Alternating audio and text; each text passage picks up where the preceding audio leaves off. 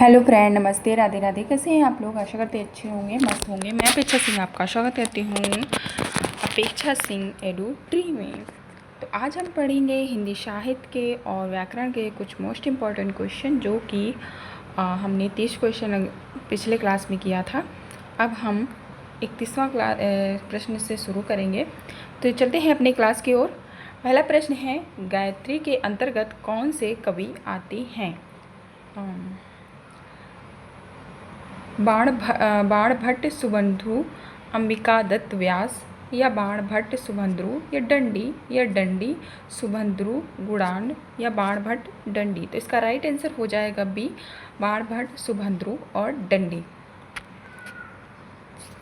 आगे बढ़ते हैं। नेक्स्ट प्रश्न कह रहा है, पाव का शब्द संधि विच्छेद कौन सा होगा? तो पौधन आका या पौधन आका या पौधन आका। तो इसका राइट आंसर सी हो जाएगा। आगे बढ़ते हैं। नेक्स्ट प्रश्न है कि 23वां प्रश्न कह रहा है, आदिकाल में पहेलियाँ एवं मुकरिया की रचना करने वाले कवि कौन थे? अमीर खुसरो, हेमचंद, या स्वयंभू, या विद्यापति। तो 33 का राइट आंसर हो जाएगा ए, अमीर खुसरो। आदिकाल में पहेलियों और मुकरियों की रचना करने वाले कवि कौन थे? अमीर खुसरो थे। नेक्स्ट प्रश्न कह रहा है कि रामचंद्र शुक्ल ने हिंदी साहित्य का आरंभ कब से माना है? हिंदी साहित्य का आरंभ कब से माना है? 34 का राइट आंसर बताना है। तो इसका बी हो जाएगा 1000 से 50।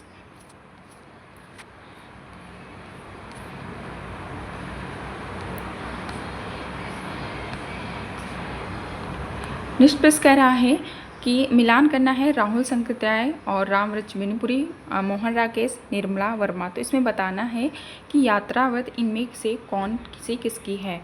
तो राहुल संकृत्यायन की कौन सी होगी? तो इनकी राहुल संकृत्यायन की है मेरी तिब्बत की यात्रा। ए का तीसरा हो जाएगा।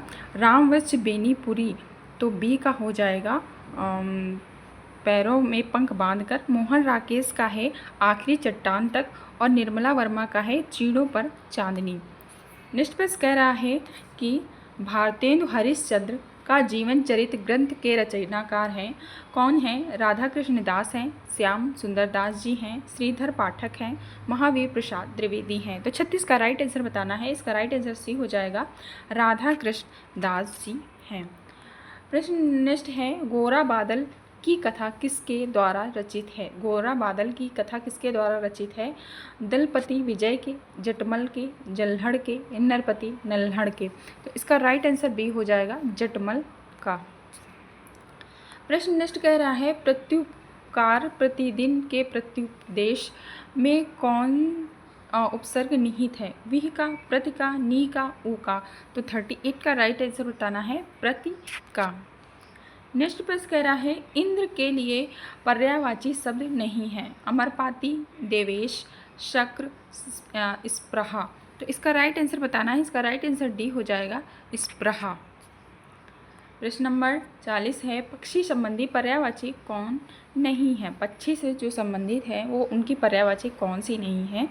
तो द्विज और प्राणेश, शंकुत और पाखीरू। तो इसका राइट आंसर कौन सा हो जाएगा? बी हो जाएगा, प्राणेश नहीं होगा। बाकी तीनों हैं पक्षी की पर्यायवाची शब्द। निम्नलिखित में से कौन सा शब्द हाथ का पर्यायवाची नहीं है? कटि, हस्त, पड़ी या कर।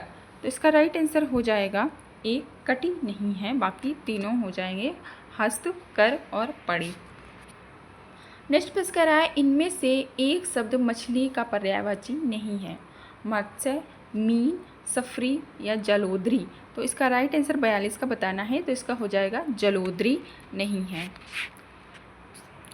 आगे बताना है, शुद्ध वर्तनी वाला शब्द ईशा, ईर्षा, ईर्षा, ईर्षा। तो शुद्ध शब्द वाला शब्द इसका क्या होगा? डी, ईर्षा ऐसे लिखा जाता है। कहीं कहीं पे ईर्षा शब्द आपको ऐसे लिखा मिल जाएगा, ऐसे भी लिखा मिल जाएगा, बट आपका सही आंसर डी होगा।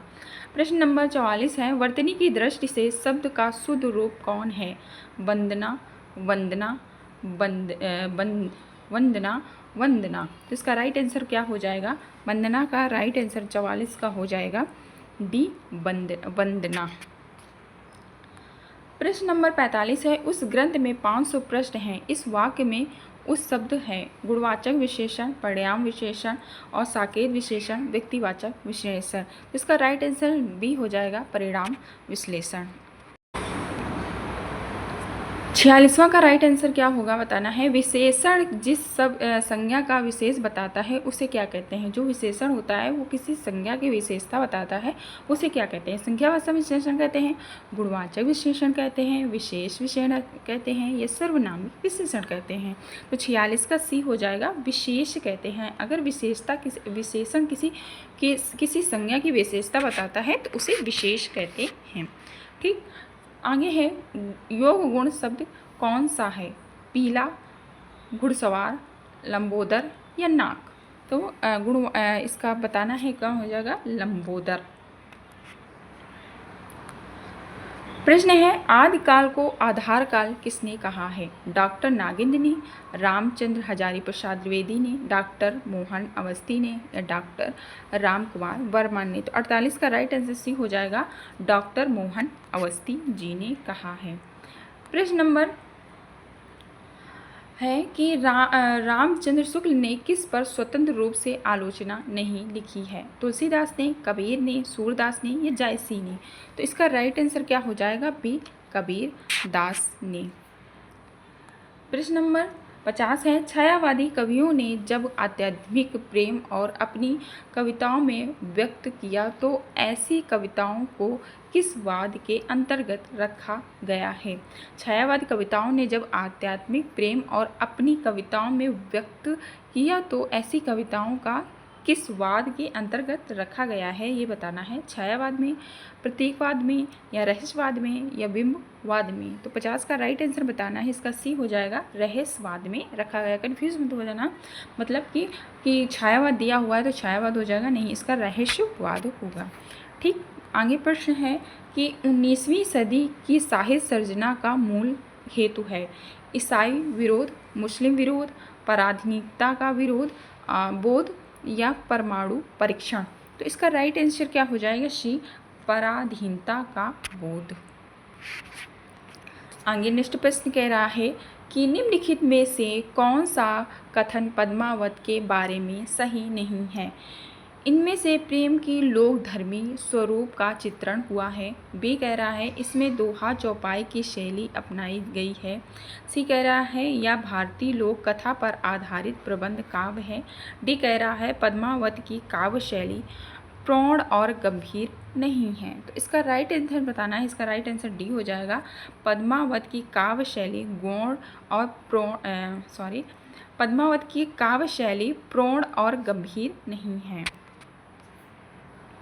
53 का राइट बताना है निम्न में से कौन सा सुमेलित नहीं है। शांत निर्वेद है, या रौद्र उत्साह है, या संहार रति है, या विविप्सा जुगुप्सा है। तो इसका राइट आंसर ये रस है। रस के बताना है रौद्र का उत्साह नहीं होगा। रौद्र का स्थायी भाव क्या होगा ये कमेंट करके आपको बताना है। नेक्स्ट प्रश्न है छप्पै किन छंदों के मेल से बनता है। रोला और दोहा के, रोला और सोरठा के, रोला और उल्लाला के, या रोला और उल्लाला के। तो इसका राइट दोहा और उल्लाला के। तो इसका राइट आंसर बताना है छप्या किससे बनता है। तो दोहा और सोरठा से मिलकर बनता है। प्रश्न नंबर 55 कह रहा है कमलेश्वर द्वारा रचित कहानी नहीं है। राजा निम्बासिया, मांस का दरिया, एक और जिंदगी, कस्बे का आदमी। कमलेश्वर द्वारा रचित कहानी नहीं है। 55 का राइट आंसर बताना ही। तो इसका सी हो जाएगा एक और जिंदगी।